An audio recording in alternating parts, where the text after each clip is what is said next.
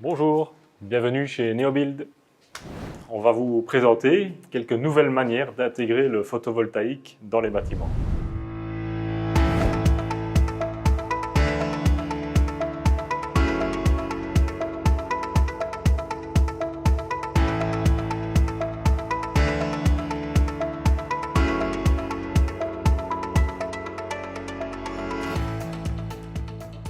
Le projet se déroule dans la grande région, c'est-à-dire la Wallonie, le Grand-Duché du Luxembourg, la Rhénanie-Palatinat et la Sarre, ainsi que la Lorraine.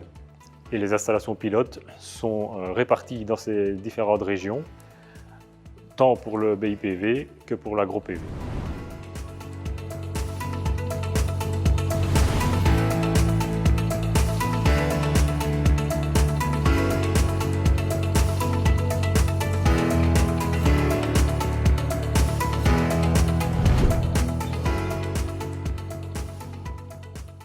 À quoi correspond cette installation?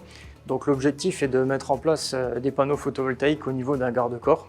Et l'objectif principal, donc, c'est pas de raccorder l'installation au bâtiment, c'est tout simplement de pouvoir avoir un système autonome pour brancher par exemple des téléphones portables ou des PC.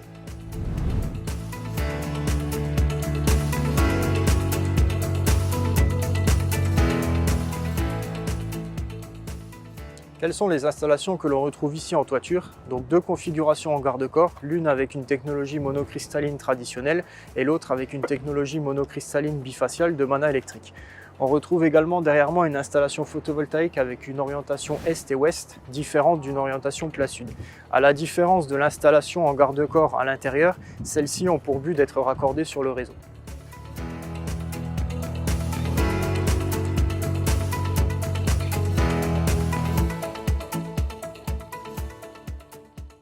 Ici, nous sommes devant une installation photovoltaïque en façade avec une technologie de type polycristallin.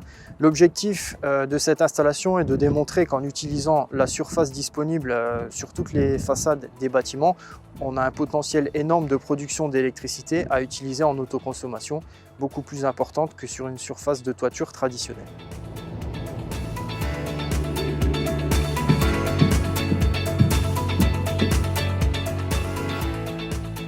Avec ces deux prototypes baptisés Moonwalk, il est possible de démontrer que des panneaux photovoltaïques peuvent être intégrés dans un élément architectural horizontal tel que cette passerelle intégrée dans un espace fortement lumineux. Cela permet donc d'utiliser une autre surface passive d'un bâtiment en exploitant à la fois la lumière directe et la lumière diffuse de l'ensoleillement. C'est pour ça qu'on a voulu s'engager dans ce projet, de faire des prototypes et d'emmagasiner de l'expérience, tant au niveau des contraintes administratives et légales que des contraintes techniques et de mise en œuvre pour pousser l'innovation dans le secteur de la construction.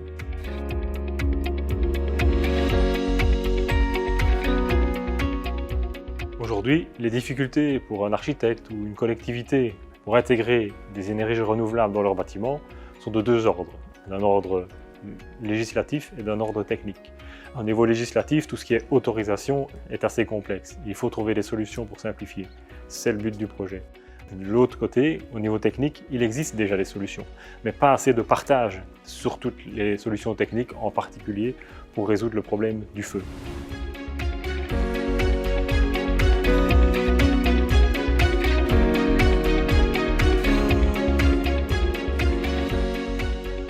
Les structures complexes des bâtiments sont également propices à accueillir des installations photovoltaïques telles que celle-ci, dont la géométrie a été spécialement adaptée pour la configuration du bâtiment.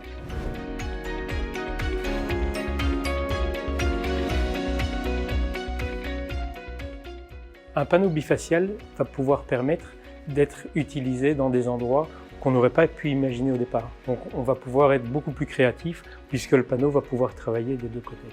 Donc l'originalité de la fabrication des panneaux mana électriques, ça va être son mode de fabrication. Donc on va avoir un mode de fabrication, on va juste utiliser du sable du désert pour fabriquer l'ensemble du panneau, c'est-à-dire des cellules photovoltaïques et des plaques de verre. Ce qui va permettre de diminuer au minimum le nombre de transports qu'on doit réaliser pour la fabrication des panneaux. Ici, dans ce projet, on fait 10-20 mètres carrés pour que demain, on puisse en faire 10 000 et avoir un vrai impact dans la grande région.